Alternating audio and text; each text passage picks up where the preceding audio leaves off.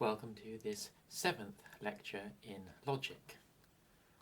So last time we discussed the meaning of predication, and we also studied universal quantifiers and existential quantifiers. So a predicate says something about an object. For example, the statement Socrates is a philosopher is an example of predication, with is a philosopher being a predicate and Socrates being the object. And now consider the following statement. Socrates is the philosopher who taught Plato.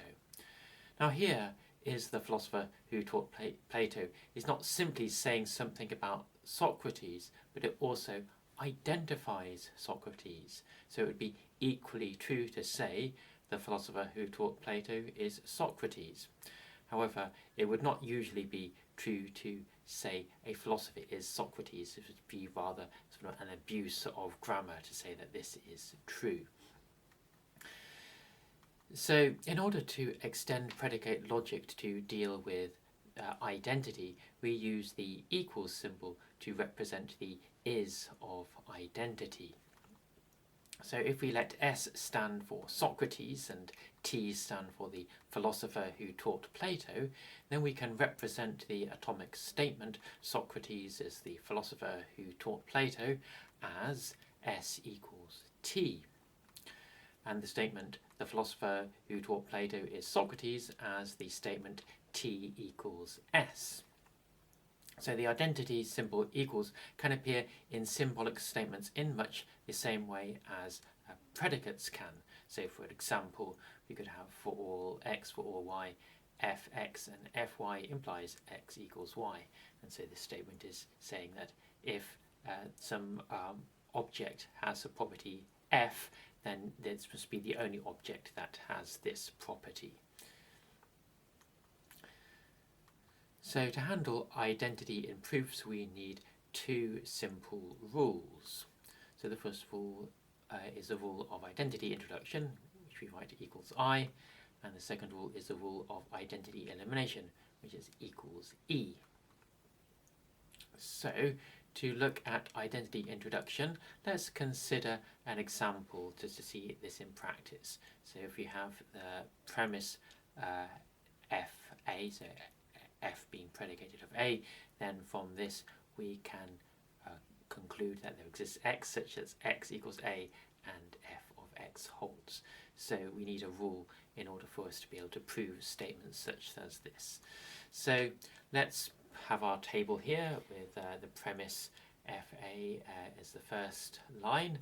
And so the rule of identity introduction says that for any term T and at any stage in a proof, we can introduce a new statement T equals T by doing the following. So we write the new statement T equals T in the numbered statement column, giving it a number corresponding to the line it is on. So in the case here, we're going to do A equals A. So then we leave the assumption column T equals T blank. So this doesn't depend on any assumptions at all. The A is always itself. And then we write equals I in the equals column here. And now we are in a position where we can actually start, we can now prove this, this sequence using the rules that we already have. So we can now use and introduction to on lines 1 and 2 to get A equals A and FA. And then we can use existential introduction. So here, if you recall that when we use existential introduction, we can replace any of the variables with an x, and so here we don't actually replace all of them with an x. We just replace this one and this one with an x, and it exists x such that this holds. So that's allowable in existential introduction. You don't have to replace all the same letters with the variable x. You can replace just some of them, and so this is what we were required to prove up here. So that's identity introduction. So let's look at identity elimination. So let's consider again another example. So this seems fairly trivial, that if you have A equals B, then then it follows that B equals A. But in order to actually prove this, we do actually need another rule in our predicate logic. So let's put our first assumption here, A equals B, and then the rule of identity elimination applies in the following situation. So there is a statement S equals T in the numbered statement column. So here we've got S equals A and T equals B. And then there is a statement AS that depends on the object. For example, AS equals S in the numbered statement column. So in our example here, we're going to have our A of little a is going to be A equals A. So so now we want to introduce a statement of the form B of T that can be obtained from A of S by changing one or more of the occurrences of S to T. So in this example, if we want to introduce this line here, B equals A. So we're going to apply, this is going to be our A of S statement, and we're going to change one of these A's to a B. So we can have this A changed to a B, so it's going to be B equals A. So the rule of identity elimination states that we can introduce the new statement B of T by doing the following. So we write the new statement B of T in the numbered statement column, giving it a number corresponding to the line it is on. So we're taking this line here, and we're going to change the A to a B, and then we're going to put it down here. So that's B equals A. And then in the assumptions column for B of T, we write all the assumptions for AS and for S equals T. So we're doing all the assumptions for AS. Well, in this example, A of S is going to be this here. Well, A of A is going to be this here, and there's no assumption, so we don't need to write anything down here for that. But this one, A equals B, has assumption 1, so we're going to have to write 1 down here. And then we write in the statement numbers for S equals T and A of S. We write the statement numbers for S equals T and A of S followed by equals E in the rule column. So this is going to be what, 1 and 2, which is going to be 1 and 2, and then equals E. That's identity elimination. So that's what we're doing there. So it seems like a very trivial thing to show that this entails this, but we need to show that the rules, that this actually follows from the rules that we are given. We can't just assume it. We have to, and so we need this rule of identity elimination to establish this fact that equals behaves in the way that we think that it ought to behave, and this follows from identity elimination. So let's give an example of identity rules.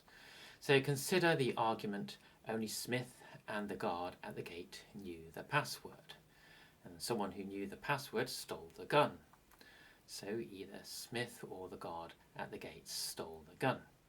So we've got to think about how would we symbolize this.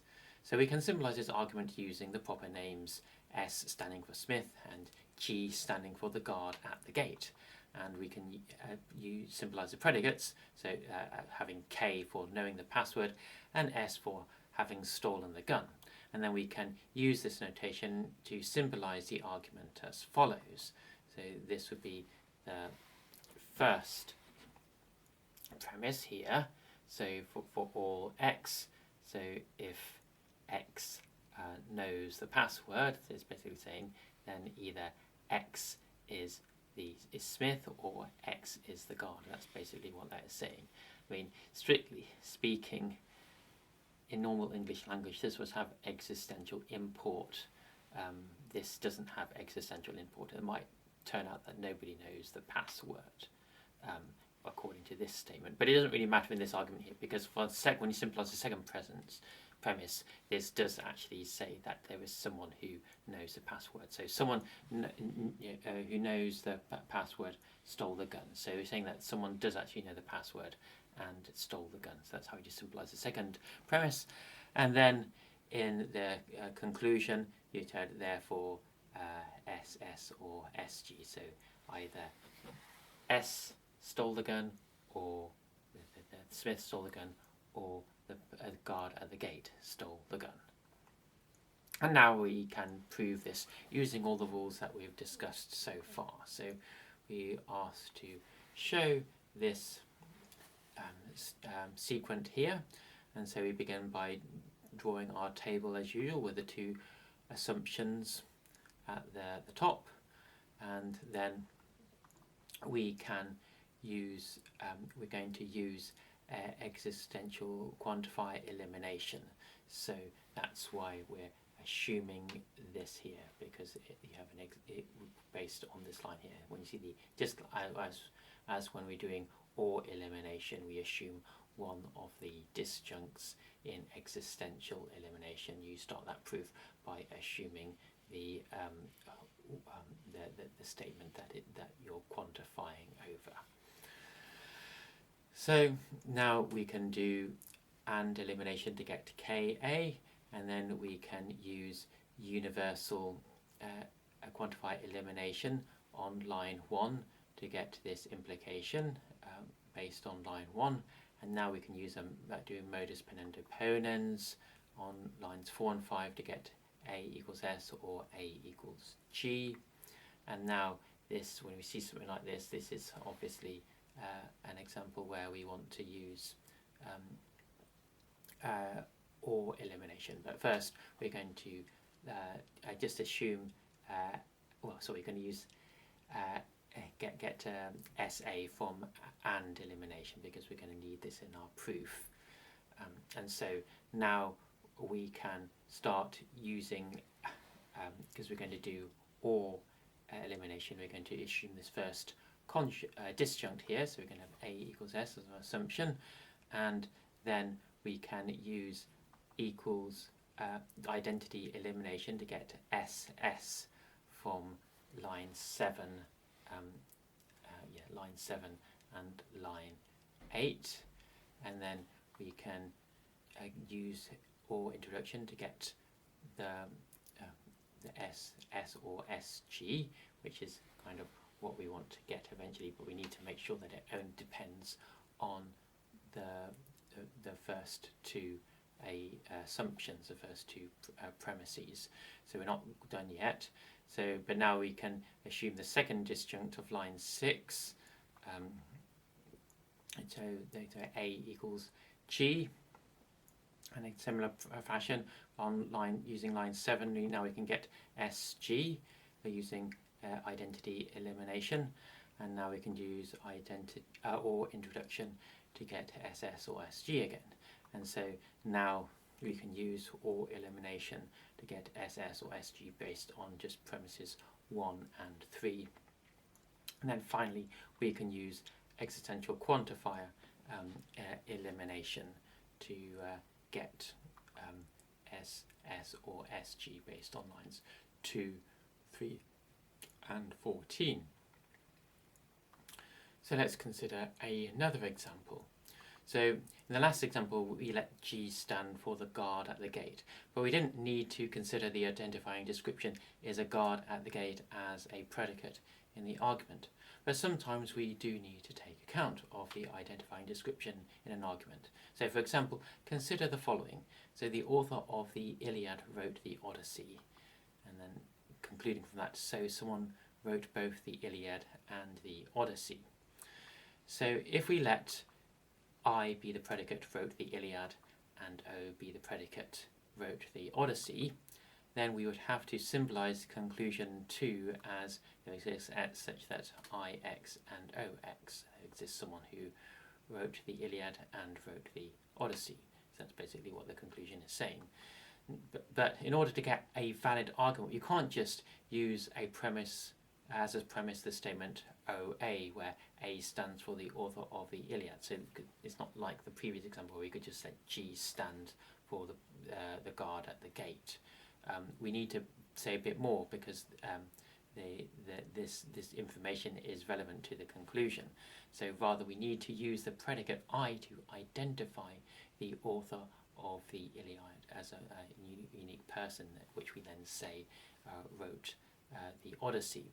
So the premise has to take the form, there exists X, and then, so this is saying that there exists X, and X wrote the Iliad, that's IX, and for all Y, if Y also wrote the Iliad, then Y is X. So they're saying that there's a person who wrote the Iliad, and then we're saying, and the person who wrote the Iliad wrote the Odyssey. So that's what that's saying. So this statement, this part here, this captures the implication in statement 1 that the author of the Iliad is a uniquely identifying description of a person. And so now we're in a position where we can show that premise 1 implies premise 2, that using our rules of formal proof. So we can start by showing this by starting with our table again, as usual, with the assumption at the top, and then we can, because this is a situation where we want to use existential quantifier eliminations, so we assume what is being quantified over in the existential quantifier for a second line, and then we can use and elimination to get this bit here, and then we can also use and elimination to get LA, and then on line 2 we can also use and elimination to get OA, and now we can use and introduction to get LA and OA, and then we can use existential introduction to get X such as IX and OX, but we need to make it so that it doesn't depend on line 2. We want it to depend on line 1, but now we can just use existential quantifier elimination to get there exists X such as IX and OX. So that's how you use how you deal with predicates when they're also being used to identify people or objects. So let's now finally look at relations. So the predicates we've considered so far say something about one object, but in order to formulate statements about relations we need two place predicates. For example, an example of relationship would be Brother Thomas enjoys the logic course, and this can be understood by specifying a relation of enjoyment by which Brother Thomas is related to the logic course. So we can give an example of how this works in practice. So consider the following example. Some students enjoy all the courses at Blackfriars, and no students enjoy boring courses, therefore no courses at Blackfriars are boring. So to symbolise this argument, let's define the following. So let C be the predicate is a course at Blackfriars, let B be the predicate is a boring course, let S be the predicate is a student, and let E, A, B be the relation to mean A enjoys B. And we can symbolise this argument as follows. We write this expression here, exists X, so I'm saying that X is a student, and for all Y, if Y is a course, then student X enjoys Y. And then the second premise would be that for all X, they're saying that if X is a student, then for all Y, if Y is a boring course, then student X is not going to like Y, not going to enjoy Y. So that's what that is saying there. So that's the same as, this is how you symbolise premise 2, and then we're going to conclude that therefore for all X, if X is a course, then X, a course at Blackfriars, then X is not boring. I guess it's a little bit confusing here, because when you, here X is standing for a student and here X is standing for a course, but it doesn't matter, because X, these are still kind of quantifying over exactly the same space of objects, but it's actually the predicate that is selecting which one that we're the implication implies to. So it's that's saying that if Tx is saying if X is a course, whereas Sx is saying X is a student. Anyway, but now we can prove this sequent using the rules that we've defined on using universal quantifiers and existential quantifiers. So here we don't actually need to use identity elimination or identity introduction because there's no equals signs. No, there's nothing that's being identified here. So we begin with our first two lines being the assumptions in our sequent, and then we want to do existential quantify elimination. So we're going to be assuming this thing here down here. So it's going to be assuming 3, and then we are going to use a universal quantify elimination on line 2 to get SA implies Y implies BY implies EA, EY, AY. So that's then we can use and elimination to get SA from line 3, and then we can use modus ponens ponens on lines 4 and 5 to get for all Y, BY implies not EY. And now we can use and elimination on line 3 to get for all Y, CY implies EAY.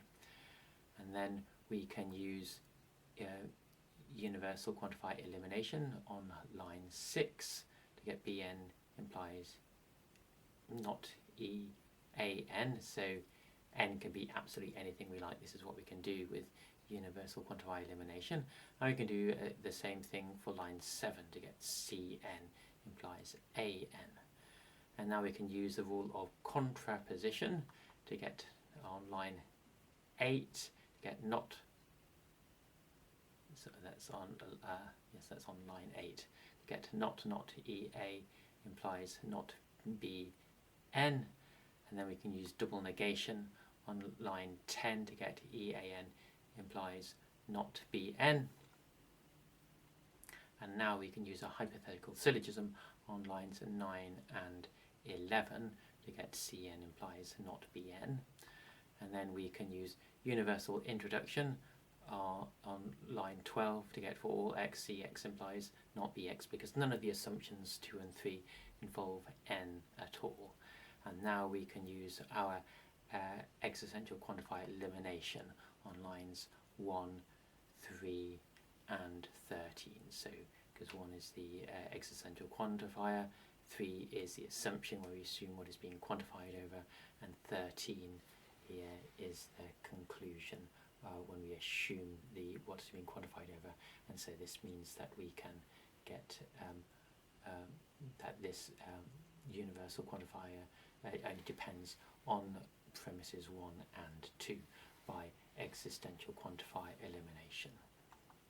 And so these are some of the things to remember for the exam, just to know the difference between predication and identity, and how to use the rules of identity introduction and identity elimination, and also how to symbolize arguments involving relations and how to prove statements involving relations.